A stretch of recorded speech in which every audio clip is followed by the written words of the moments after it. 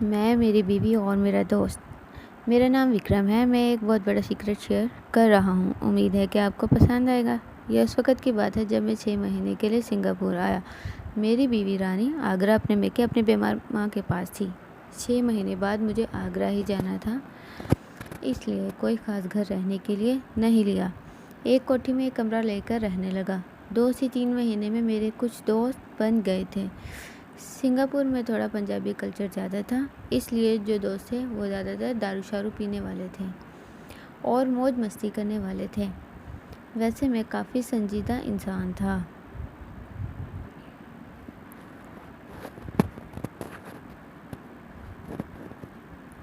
लेकिन मुझे ज़्यादातर सिंगापुर में ही रहना था, इसलिए मैं भी थोड़ा मौज मस्ती में शामिल हो जाता था।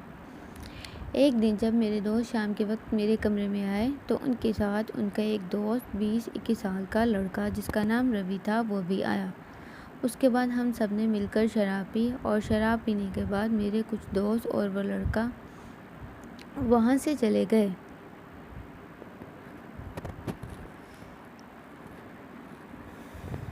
लेकिन मेरा एक दोस्त मेरे पास रुका रहा। फिर मेरे उस दोस्त ने उस लड़के रवि के बारे में बताया कि देखने में वो जैसा है वो वैसा है नहीं। उसने आसपास की बहुत सारी औरतों के मज़े लिए हैं। मेरे दोस्त ने यह भी बताया कि रवि किसी भी औरत को एक ही बार की मुलाकात में पता कर सकता है और मज़ा ले सकता है। पर मैंने अपने दोस्त की किसी भी बात पर बिल्कुल भी यकीन न किया कि रवि किसी भी औरत का मज़ा ले सकता है, क्योंकि रवि भी 21 साल का पतला गोरा और मुश्किल से 5.5 फुट की लंबाई का एक बहुत ही प्यारा सा लड़का था। चेहरे और बातों से ऐसा बिल्कुल नहीं लग रहा था कि वो इतना बुरा हो सकता है। मुझे अपने दोस्त की बात बढ़ाई चढ़ाई हुई लग रही थी, लेकिन बात थी मज़ेदार। मेरे दोस्त ने बताया कि रवि हिकमत के बारे में भी जानता है, बदन के दर्द को दूर करने का भी तरीका जानता है। आहिस्ता आहिस्ता 2 महीने और गुजर चुके हैं। उसके अंदर 2 से 3 बार रवि और मेरे दोस्त ने शराब पार्टी एक साथ गुजारी। रवि से मेरा ताल्लुक ठीक ठाक हो गया। रवि खामोश रहने वाला लड़का था। हमारी आपस में थोड़ी बहुत बातचीत होती थी। मेरे मकान मालकिन को अपनी बेटी के पास मुंबई जाना था, इसलिए वह अपने पोर्शन की चाबी मुझे दे गई ताकि मैं उसके पोर्शन की सफाई और गमलों का ख्याल रख सकूं। इन्हीं दिनों मेरी बीवी रानी मेरे पास कुछ दिन रहने के लिए आई। मेरी बीवी 5 फुट लंबी, एक गोरी चिट्टी और बहुत ही खूबसूरत औरत थी। साड़ी पहनकर तो वो एकदम अप्सरा लगती थी। मेरी शादी को उस वक़्त तकरीबन 1 साल हो चुका था। मैं इसे अपने साथ रखना चाहता था, मगर मेरी सास के बीमार होने की वजह से वो आगरा में ही रह रही थी। बीवी के आ जाने से मैं बहुत खुश था। हम दोनों दिन रात मिलकर बहुत प्यार करते और 5 से 7 बार मैं उसका मज़ा लेता था, मगर ना तो उसे सब्र आता था और ना ही मुझे सब्र आता था। हम दोनों बहुत प्यार करते थे। एक दिन मेरी बीवी ने अखबार में एक डॉक्टर का इश्तिहार देखा जो बेऔलादी का इलाज करता था। मेरी बेगम ने डॉक्टर के पास जाने के लिए कहा। हम दोनों मिलकर डॉक्टर के पास चले गए। अचानक अस्पताल के सामने हमें रवि मिल गया। उसने हम दोनों को सलाम किया। मैंने अपनी बीवी से उसका तारुफ करवाया।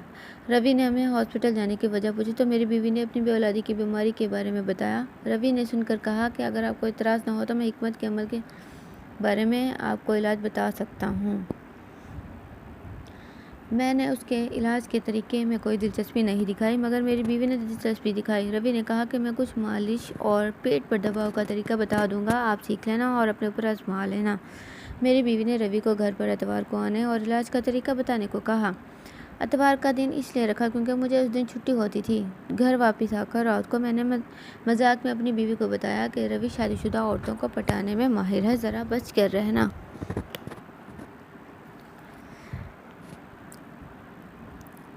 मेरी बीवी बोली, वो मच्छर तुम्हारी बीवी को नहीं फंसा सकता, फंसाने वाली औरतें और ही होती हैं। हंसते मुस्कुराते हम अपने प्यार मोहब्बत में लग गए। एतवार को 2 दिन बाकी थे। जुमा को मैं अपने घर दोपहर का खाना खाने के लिए आया तो मैं क्या देखता हूँ कि मुझसे पहले रवि का मोटरसाइकिल मेरे घर के सामने पहुँचा हुआ है। मैं ये देखकर चौंक गया, क्योंकि उसे तो एतवार को आना था और एतवार को अभी 2 दिन बाकी थे। तब जब मैं घर पर मौजूद होता, उसके आने से मुझे अपने दोस्त की वो बात याद आ गई कि रवि शादीशुदा औरतों को पटाने में माहिर है। मुझे अपनी बीवी पर पूरा यकीन था। फिर भी मुझे ये देखकर अजीब सा लग रहा था कि रवि किस मकसद से आया है और वो क्या करेगा। मैं ये सब छुप छुप कर बिना किसी को पता लगे देखना चाहता था। मैंने अपनी बीवी को फ़ोन किया और बताया कि मैं आज दोपहर का खाना खाने नहीं आ रहा, तुम अपना खाना खा लेना। मेरी बीवी ने कहा ठीक है। मैंने अपनी कार थोड़ा दूर हटाकर खिड़की से छुपकर मकान मालिक के पोर्शन को खोलकर अंदर घुस गया और अंदर से दरवाज़ा बंद करके अपने रूम के साथ वाले रूम में चुपके से पहुंच गया। रवि भी तब तक मेरे रूम के सामने पहुंचकर दरवाज़ा खटखटाने लगा।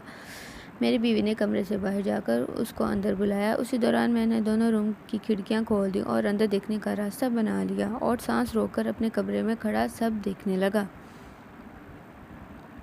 रवि को मेरी बीवी ने कुर्सी पर बिठाया और पानी लाकर दिया। उसके बाद दूसरी कुर्सी पर बैठ गई। मेरी बीवी ने आने की वजह पूछी। उसने बताया कि उसे 2 दिन के लिए बाहर जाना है, इसलिए वो इतवार के बजाय आज ही आ गया है। मेरी बीवी ने कहा ये तो तुमने बहुत अच्छा किया है। फिर मेरी बीवी ने रवि को चाय बना कर दी और दोनों ने चाय पी और एक दूसरे के बारे में पूछते रहे।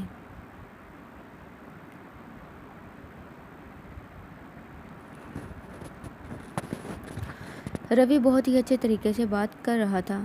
चाय पीने के बाद मेरी बीवी ने रवि से अपने इलाज के बारे में पूछा तो उसने कहा कि इलाज को नोट कर लो भाभी जी, जिस तरह आपने इलाज करना है मैं आपको बता देता हूँ, उसके बाद नोट भी करवा दूँगा।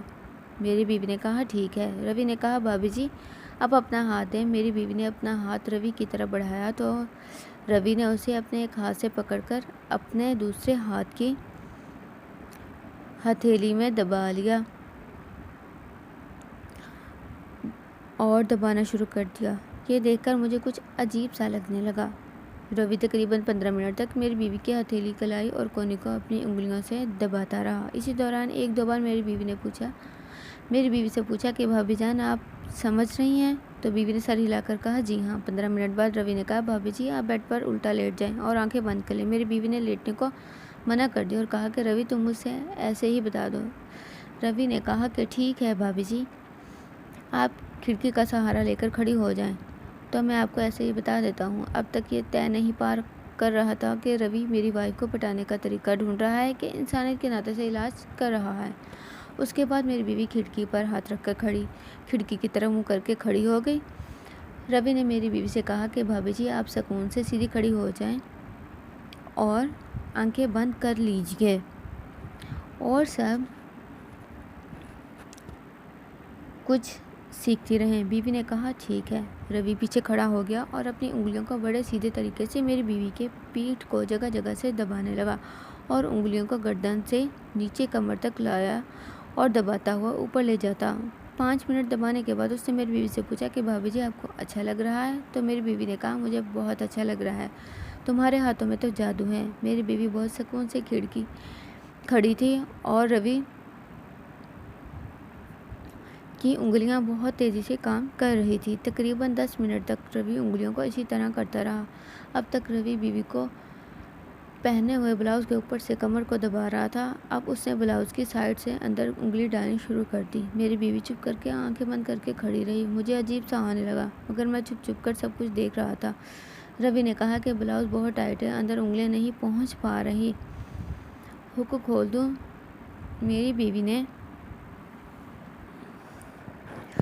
जो एकदम सुकून से दबवा रही थी उसने सर हिला कर कहा हाँ खोल दें।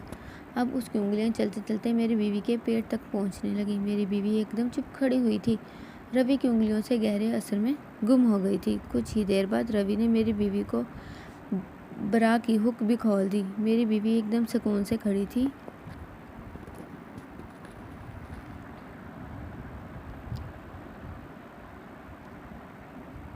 और मेरा दिल बहुत तेज़ी से धड़कने लगा। मुझे अजीब सा लग रहा था, मैं खुद जज्बाती हो गया था और आंखें फाड़े देख रहा था। अब रवि ने उंगलियों से मेरी बीवी के हिप्स को भी दबाना शुरू कर दिया था। कुछ देर बाद रवि की उंगलियां मेरी बीवी के सीने तक पहुंचने लगी। मेरी बीवी एकदम चुपचाप खड़ी थी, मानो जैसे किसी ने जादू कर दिया हो। अब रवि की उंगलियां कमर सीने से फिसलती हुई बीवी के पेट से होकर नीचे पहुँचने लगी। रवि ने पूछा भाभी जान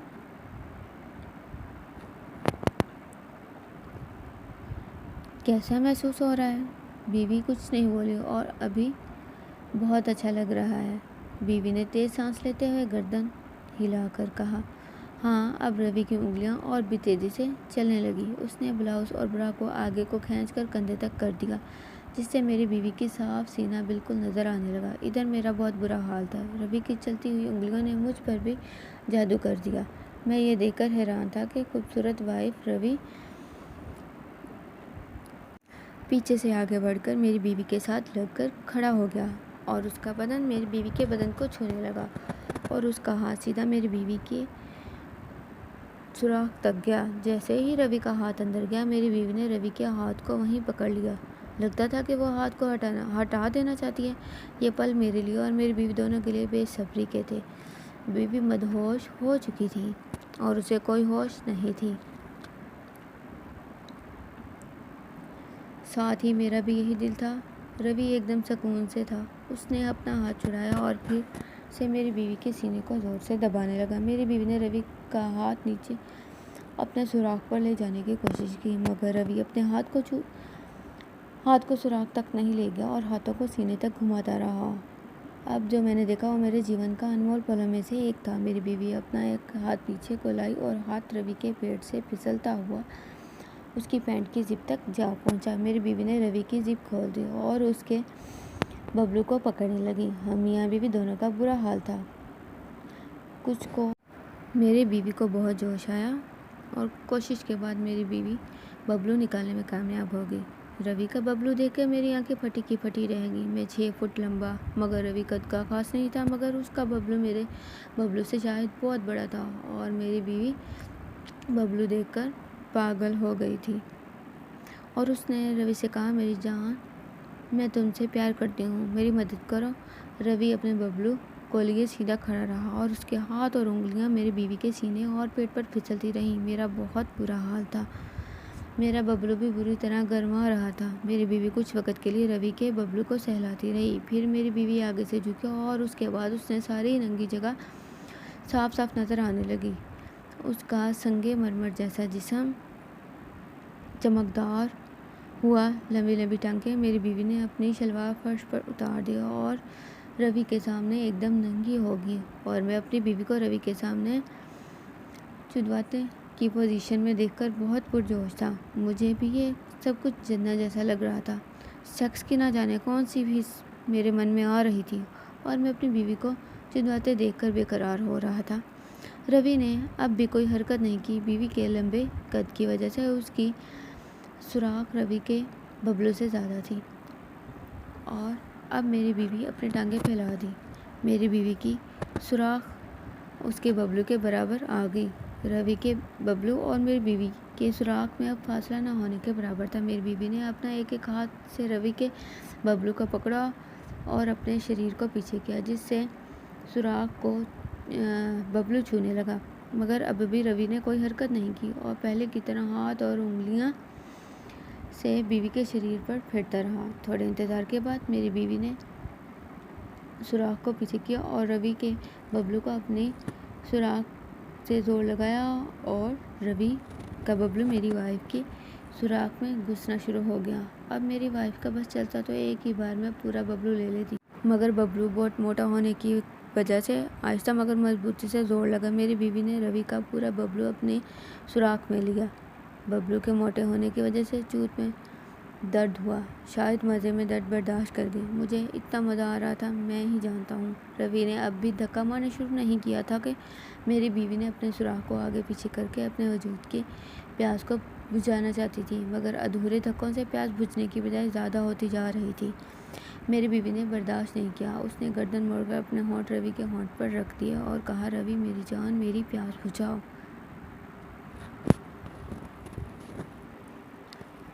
मेरी सुराख मारो, रवि मेरी प्यास बुझाओ। रवि ने गज़ब कंट्रोल कर रखा है, लेकिन उसका बबलू मेरी वाइफ के सुराख का मज़ा लेने के लिए फड़फड़ा रहा था।